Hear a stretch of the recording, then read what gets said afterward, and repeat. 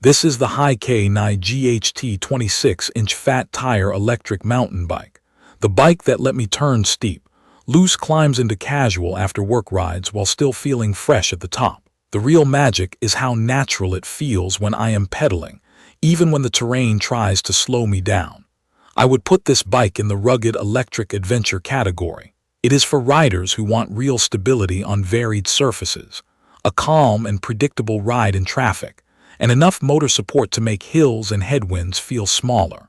I am a mix of commuter and weekend trail explorer, and this bike has handled both roles without making me compromise. If you are curious about electric bikes but worried about weight, complexity, or the learning curve, this one is a friendly place to start. It rewards thoughtful riding, and it does not punish you for taking the long way home. Let me talk about the parts of the design that actually matter day to day. The fat tires are about 4 inches wide, and they make as much difference as the motor. They float over gravel, sand patches, potholes, and those annoying cracks that can grab a narrow tire. I can run slightly lower pressure for comfort on rough paths, then air up a little for a firmer feel on pavement. The front fork has a lockout, which I use on smoother sections so I am not bobbing with every pedal stroke, and then I open it up on washboard dirt, where the fork and tires together take the sting out of chatter. The frame on my unit is a step-through, which makes quick stops and starts at lights easier, especially if I am carrying a backpack. The cockpit is upright without feeling lazy. I can see traffic and still put power down when I want to push. Setup was straightforward. The bike arrived mostly assembled. I installed the front wheel, handlebars, and pedals, checked the bolts, and trued the front brake. The derailleur needed a small tweak, which took a few minutes. I was riding within an hour. The controls are simple. A left thumb panel for assist levels and lights, a right side shifter for the 7 mechanical gears, and a throttle when I want to cruise without pedaling. The color liquid crystal display is large and clear, and it shows speed, battery, trip, and assist level in a way that is easy to glance at. In bright midday sun, I do get some glare, but tilting the screen helps. The switchgear feels solid. Buttons have a firm click, and I did not have to relearn anything. It just makes sense. Now about speed and responsiveness. The motor has a smooth push that builds with my effort. There is a torque sensor here, which means the bike reads how hard I am pressing on the pedals and matches it with proportional assist. That is the difference between a bike that surges on its own and a bike that feels like an extension of my legs. On flat pavement, I can hold 20 miles per hour in a relaxed gear without feeling like I am working. If I lean into it, the bike stretches past 25 miles per hour with a steady, confident pull. On private roads, I tested the unlocked top end and saw right around 32 miles per hour on the display.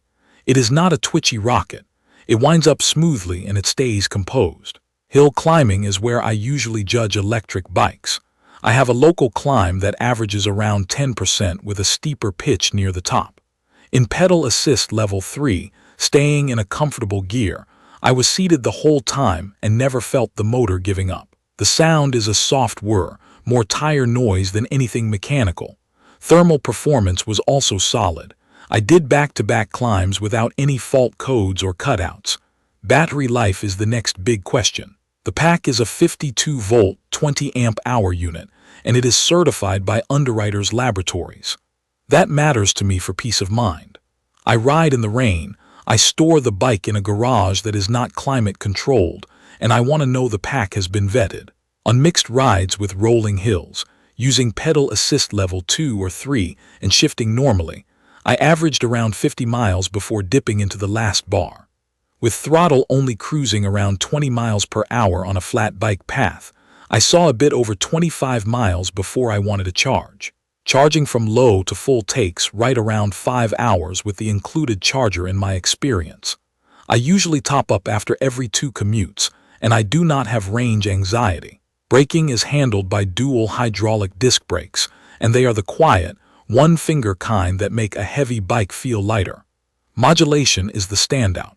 I can easily scrub a little speed before a corner without that on-off grabby feeling. In the rain, they still bite.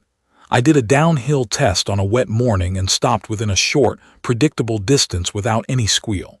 The fat tires obviously help with grip, and the brakes give me the confidence to use that grip. Shifting on the 7-speed drivetrain is honest and simple. The jumps between gears make sense for an electric bike.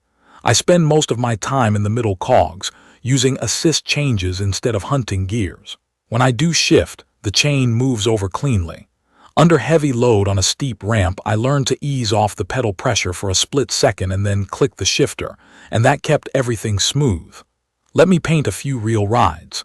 My weekday loop is an 8-mile commute each way with cracked pavement, a short packed dirt detour, and a long, windy bridge.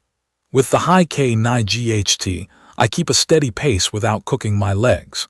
The wind on the bridge is less of a fight. The fat tires cut the edge off those cracks that usually rattle my wrists on a skinny tire bike.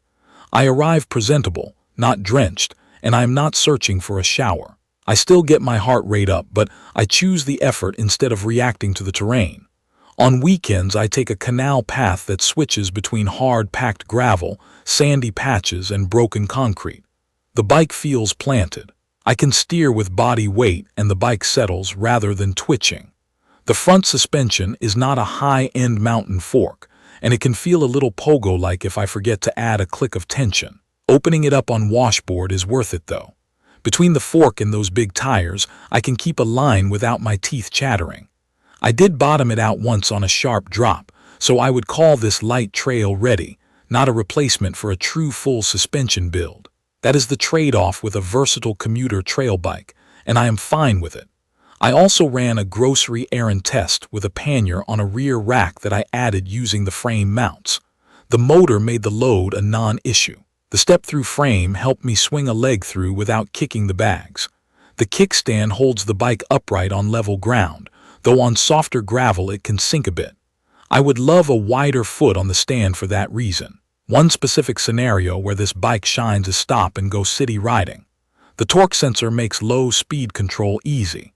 I can ease forward at a walking pace, claim my space at a light, then roll away smoothly without a lurch. Using throttle only from a dead stop has a little jerk if I slam it, so I tap the pedals first and then mix throttle if I need a quick gap. That technique keeps everything calm and predictable. There are a few smart touches that I appreciate after spending real time with it. The large color liquid crystal display is readable at a glance, and the menus are straightforward. I can change assist sensitivity and even adjust the top speed limit for shared paths where I want to be courteous. The lights are bright. The headlight is a high-output light emitting diode unit that actually throws a beam, not a tiny marker light. The rear light is visible in daylight and ties into the main control, so I do not have to remember a separate switch. I wish the headlight were mounted on the frame instead of the fork. On rough surfaces, a fork-mounted light can bounce a bit, which makes the beam jitter.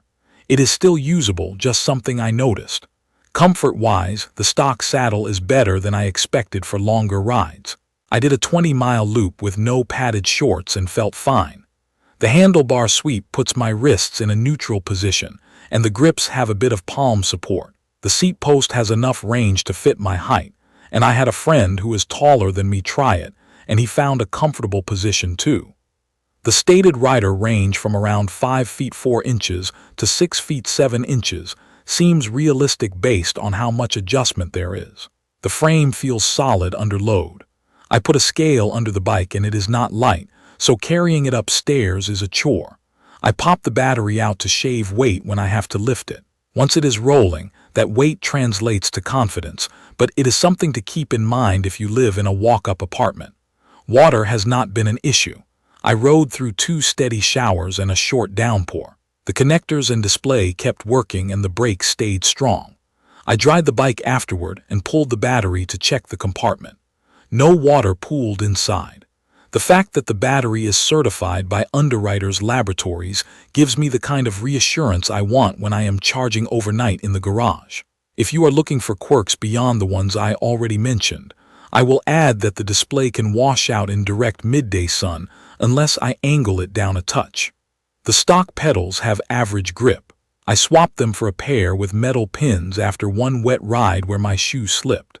And while the assist feels natural, the highest assist level can overpower my cadence on short climbs if I forget to shift up. Dropping one mechanical gear fixes it, but it is worth noting if you are new to electric bikes. So who is this for? If you want a sturdy, do almost everything electric bike that feels natural under power, handles bad pavement without drama, and can cover real distance on a single charge, this is a strong pick. It is for riders who care about control and stability more than shaving ounces, and for anyone who wants the motor to feel like a helper rather than a boss.